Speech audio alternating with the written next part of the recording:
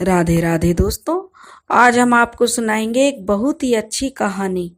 अगर आप हमारे चैनल पर नए हैं तो प्लीज़ हमारे चैनल को लाइक करें, सब्सक्राइब करें और शेयर करें। बहुत समय पहले की बात है। एक बनिया था। उसके 7 बेटे थे, एक बेटी थी। सातों बेटों की जो बनिया ने शादी कर दी थी, 7 बहुएं घर में आ गई थी। बेटी अभी छोटी थी, कंवारी थी। सातों बहुएं बड़ी मिलजुल कर रहती थीं। 6 बहुएं तो बड़े अमीर घराने से थीं, क्योंकि बहुत बड़े बड़े उनके पिता जो सेठ थे। लेकिन 7वीं जो बहू थी वह गरीब घर से थी और वह अकेली थी। उसके कोई भाई बहन बंधु नहीं था। बेचारी, एक तो उसके पीहर नहीं था, दूसरा उसके संतान भी अभी तक नहीं हुई थी। शादी को काफी साल बीत गए, लेकिन उसको संतान नहीं हुई। वह भगवान कृष्ण की बहुत पूजा करती, भगवान से विनती करती, हे प्रभु मेरी गोद भर दो। तभी एक दिन मंदिर में वह पूजा करने गई तो मंदिर के पुजारी ने उसे बताया कि ज्येष्ठ महीने में तुम केला सींचो। अगर तुम केला की पूजा करोगी तो तुम्हारी कोख बहुत जल्दी भर जाएगी। यह सुनकर वह खुशी खुशी अपने घर आ गई। अब उसने क्योंकि जो 6 बहुएं थीं, वे तो उनके बच्चे भी थे, परिवार भी, जो पीहर भी अच्छा था। वे अगर कभी थोड़ी बहुत नोक झोंक हो जाती आपस में देवरानी जेठानियों की, तो वे उस बहू को बहुत ताना देती थी। बात बात पर कहती थी कि खिला ले लल्ला, खिला ले लल्ला। इस बात से बहू बड़ी दुखी थी। अब उसने ठान लिया कि पंडित जी की बताई हुई बात पर वह अमल करेगी और वह सुबह नहा धोकर अपना केला सींचने के लिए चल देती। जब वह केला सींचने के लिए घर से निकलती तो अपनी छोटी ननंद को साथ में ले लेती कि कोई यह ना कहे कि बहू कहाँ जा रही है।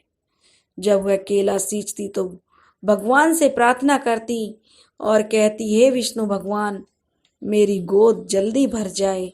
मेरी गोद भर जाएगी तो मैं अपनी ननंद का विवाह तुम्हारे साथ करा दूंगी। यह करते करते जब ननंद भी पूजा करती थी, भाभी की देखा देखी वह भी अच्छा घर वर पाने के लिए प्रार्थना करती। अब एक दिन भगवान ने सोचा कि चलो, इस बहू की, जो रोज बनिया की बहू है, रोज मेरी पूजा करती है, तो इसकी मन्नत पूरी कर देता हूँ। देखता हूँ कि यह कैसे अपनी ननंद का विवाह मेरे साथ करवाती है। अब कुछ दिन बाद जो बनिया के बेटे की बहू थी वह गर्भवती रह गई। गर्भवती रह गई 9वें महीना उसे एक चंद्रमा के समान सुंदर पुत्र हुआ। घर में बड़ी खुशियां मनाई गईं। धीरे धीरे पुत्र 1 साल का हो गया। जब पुत्र 1 साल का हो गया तो उसने जो मन्नत मांगी थी वह सब भूल गई। वह तो अपने बच्चे के लालन पालन में लग गई। एक दिन भगवान ने सोचा कि इसने जो मुझसे मांगा मैंने तो पूरा कर दिया, लेकिन इसने जो मुझसे का वादा किया वह तो ये निभा ही नहीं रही, ना ही कुछ प्रसाद दिया। और इसने तो बोला था अपनी ननंद का विवाह तुम्हारे साथ करूंगी, उस बारे में देखता हूँ ये क्या करती है। लेकिन वह तो बिल्कुल भूल गई। अब 1 साल के बाद अपने बच्चे को मायके लेकर जाना था, लेकिन बेचारी के मायका तो था नहीं। इसलिए सास ननंद जो देवरानी जेठानी थी उसको ताना देती। बेचारी चुपचाप सहन करती कि अब तो उसकी कोख तो भरी गई है, अपने बच्चे में मस्त रहती, एक कान से सुनती दूसरे से निकाल देती। एक दिन उसने देखा कि जब बनिया और बनिया की पत्नी बैठक में बैठे हुए थे, तभी एक सुंदर सा लड़का उनके दरवाजे पर आया और कहने लगा, मौसा राम राम। बनिया कहने लगा कि तुम कौन हो बेटा, हमने तो तुम्हें पहचाना नहीं। तब वह कहने लगा कि मौसा, मैं तुम्हारी छोटी बहू का मुंह बोला भाई हूँ। तब वह कहने लगा कि मेरी बहू का मुंह बोला भाई, लेकिन आज तक तो तुम आए नहीं हो और ना ही इसने हमें आज तक बताया है कि इसका कोई मुंह बोला भाई भी है। तब वह कहने लगा कि जब इसकी शादी हुई थी और ये बहुत छोटी थी और इसकी शादी भी हो गई। मैं इसकी शादी में आ नहीं पाया। मैं व्यापार के सिलसिले में परदेश गया हुआ था। तब से मैं आज ही लौटा हूँ और आज ही मैं इससे मिलने आ गया। यह सुनकर उसके ससुराल वाले बड़े खुश हुए, लेकिन वह बहू तो जानती थी उसका कोई मुंह बोला भाई नहीं है, लेकिन वह क्या कहती। तब वह लड़का कहने लगा कि मैं वही केला का पेड़ हूँ जिससे तुम वादा करके आई हो और अपनी ननंद का विवाह कराने के लिए, लेकिन तुम तो मुझे भूल गई हो। अब वह बहू थर थर कांपने लगी, यह सुनकर कि अब क्या होगा। अब जो उसका व्यवहार इतना अच्छा था लड़के का, जो उस बहू के सास ससुर थे, कहने लगे कि बेटा 2-4 दिन हमारे साथ भी बिताओ। वह खुशी खुशी 2-4 दिन उनके साथ रुक गया। अब से जो बनिया और बनिया की पत्नी थी, उस लड़के के संस्कार और उसका भोलापन देखकर बड़े प्रसन्न हुए। बड़े ही उस लड़के ने अपनी तरफ उन्हें मोहित कर लिया। लड़की थी जो बनिया की, वह भी उसे पसंद करने लगी। तब बनिया और उसकी पत्नी ने सोचा, क्यों ना हम अपनी बेटी का विवाह इस लड़के के साथ कर दें। यह सुनकर बहू बड़ी खुश हुई कि चलो या इस तरीके से उसकी मन्नत भी पूरी हो जाएगी। उसने बड़ा बढ़ चढ़कर भाग लिया, भाग भाग कर रस्में अदा करने लगी और हर तरह से खुश होकर यह काम करवाने लगी और ननंद का विवाह उस लड़के के साथ हो गया। विवाह के कुछ दिन बाद लड़का कहने लगा कि मुझे अब अपने घर जाना है और वह अपनी पत्नी को लेकर वहां से विदा हो गया। जब वह वहां से विदा हो गया और कुछ दिन शादी को हो गए, तो शादी के बाद पहला त्योहार तीज का आया। क्योंकि जब पहली तीज सिंधारा होता है तो वह ससुराल से आता है और ससुराल वाले जो मायके वाले तीज लेके जाते हैं। तो तीज जो है अपने मायके से आती है। और फिर रक्षाबंधन का भी त्योहार था। अब बनिया और बनिया की पत्नी अपनी बहू से कहने लगे, बेटा सावन का महीना आ गया है, पहला त्योहार है, जाओ अपनी बहन के त्योहार दे आओ, सिंधारा दे आना और राखी बंधवा कर आ जाना। राखी भी आ रही है। तब वे कहने लगे पिताजी, बहू कहने लगी पिताजी मेरा बेटा बहुत छोटा है, मैं इसे लेकर कहाँ कहाँ घूमूंगी। क्योंकि पहले पैदल चलने के रास्ते थे, गाड़ी घोड़ा नहीं था, घोड़ा गाड़ी हुआ करती थी बस।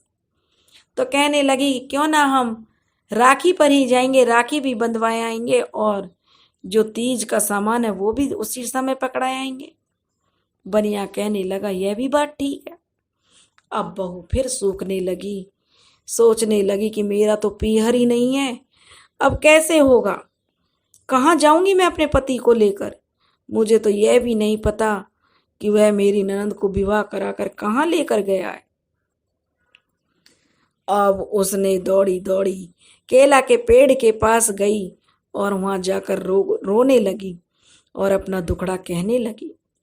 तब केला के पेड़ में से वही लड़का प्रकट हुआ और कहने लगा कि तुम मेरी बहन होकर क्यों दुखी हो। तब कहने लगी मेरे ससुराल वाले राखी बांधने के लिए भेजने वाले हैं, मैं कहाँ आऊं। तब वह कहने लगा बहन, मैंने तुझे धर्म बहन माना है, इसलिए तू चिंता मत कर, मैं ज्यादा तो कुछ नहीं लेकिन 1.25 पहर का पीहर मैं तुझे दे सकता हूं। यह सुनकर बहू बहुत खुश हो गई। उसने 1.25 पहर का पीहर मांग लिया और आकर अपने घर खुशी से रहने लगी। क्योंकि उसने जो केले में से लड़का निकला था, उसने कहा था किसी भी तरह करके 1.25 पहर के बाद तुम्हें वापस आना होगा, उससे ज्यादा मैं कुछ नहीं कर सकता। उसके बाद राखी का त्योहार आया। दोनों पति पत्नी अपने बच्चे को लेकर बहन के ससुराल चल दिए।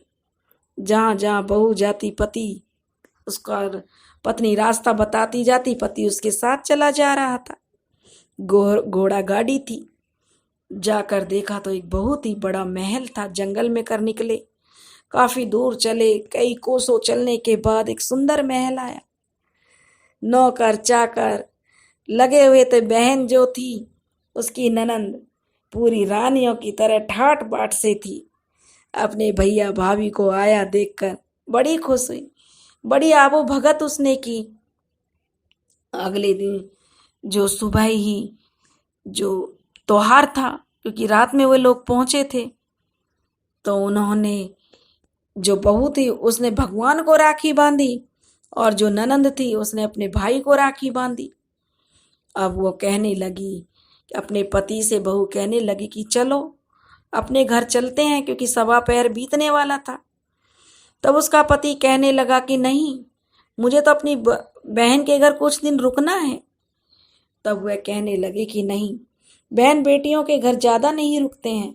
हमारे संस्कार हमें यह नहीं कहते कि बेटी के घर जाओ, क्योंकि बहन तुम्हारी छोटी है, तुम बड़ा भाई पिता समान होता है, इसलिए ज़्यादा दिन बहन के घर नहीं रुकना।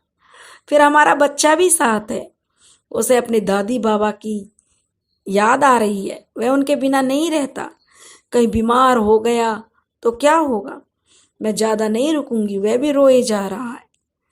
अपनी ननंद और भगवान विष्णु से विदा लेकर, क्योंकि भगवान ने उन्हें बहुत धन दौलत देकर विदा किया, और वहाँ से चल दिए। चलते चलते जब रास्ते में आ गए तो जो बहू का पति था वह कहने लगा कि मेरी जो धोती है वहीं पर रह गई है, मुझे वह धोती लेकर आनी है। बहू कहने लगी, इतनी दूर हम निकल आए हैं, क्या एक धोती के मारे मरे जा रहे हो? धोती तो फिर भी मिल जाएगी, क्यों इतनी दूर वापस जाना? लेकिन जो वह उसका पति था वह तो वापस जाना चाहता था। बहू ने बहुत समझाया कि दूसरी धोती ले लेंगे, इतने कोस चले आए हैं। क्योंकि सवा पहर बीत चुका था, वह जानती थी कि अब वहाँ कुछ नहीं मिलेगा। अब वह जो वापस जाने के लिए जिद करने लगी, लेकिन उसका पति नहीं माना। वह कहने लगा कि मुझे अपनी धोती लेकर आनी है। जब वह वहाँ पहुंचा तो कहने लगी, क्या तुम्हारे पास एक ही धोती कुर्ता है? वे धुलकर वहाँ सुखा दिए थे, रह गए तो रह जाने दो। लेकिन उसका पति ने जिद कर ली और वह वहाँ से वापस चल दिया। जब वह वापस उसी जगह पर आया तो क्या देखता है, वहाँ जंगल ही जंगल है, कोई महल दुमहला नहीं है, कहीं कुछ नहीं था। यह देखकर वह भौचक्का सा खड़ा रह गया। तभी उसकी नजर एक केले के पेड़ पर गई जिस पर धोती कुर्ता टंगे हुए थे। यह देखकर वह बड़ा आश्चर्यचकित हुआ। वहीं से उसने अपनी पत्नी को मारना शुरू कर दिया कि बता कौन भूत प्रेत, क्या है इसका रहस्य है, मेरी बहन के साथ तूने क्या किया है? दोनों घर आ गए। पत्नी चिल्लाती हुई आई, क्योंकि पति ने उसे बहुत मारा था। तब उसके सास ससुर भी इकट्ठा हो गए, देवरानी जेठानी से भी इकट्ठी हो गई। कहने लगे कि आखिर हुआ क्या है, तो इसको इतना क्यों मार रहा है? तब वह बनिया का बेटा कहने लगा, पिताजी। उसने सारी बात अपने पिताजी को बताई कि जब हम गए तो वहाँ महल दुमहल थे, हमारी बहन थी जो किसी रानी से कम नहीं थी, हमारी अच्छी तरह खातिरदारी हुई। चलते समय मैं अपना धोती कुर्ता भूल आया, तो मैं जब जाकर लेने गया तो वहाँ कोई धोती कुर्ता नहीं था, वहाँ तो बस एक केला का पेड़ था जिस पर यह धोती कुर्ता टंगे हुए थे।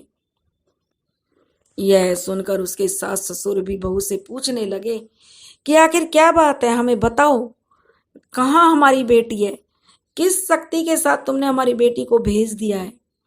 अब बहू करती क्या ना करती, अब तो उसे सारा कुछ बताना था।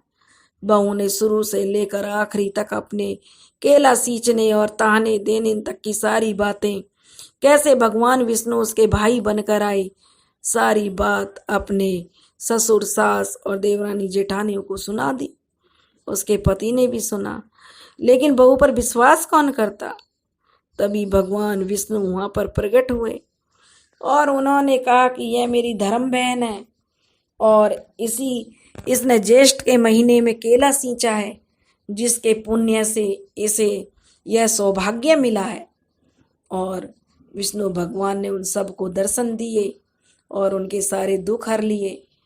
अब बनिया कहने लगा, मैं तो धन्य हो गया जो विष्णु भगवान के साथ मेरी बेटी का विवाह हुआ, विष्णु भगवान मेरे दामाद बने, ऐसा सौभाग्य कहाँ मिलता है। धन्य हो गई वह औरत जिसके भगवान भाई बने। तो दोस्तों, भगवान जो सच्ची श्रद्धा के भूखे होते हैं, किसी आडंबर या दिखावे के नहीं, इसलिए ज्येष्ठ के महीने में केला की पूजा करने का बड़ा विधि विधान है। जो कोई भी केला सींचता है, ज्येष्ठ के महीने में पीपल केला सींचता है, उसकी सभी मनोकामनाएं भगवान विष्णु पूरी करते हैं। दोस्तों, अगर आपको कहानी पसंद आई हो तो प्लीज़ हमारे चैनल को लाइक करें, सब्सक्राइब करें और शेयर करें। राधे राधे।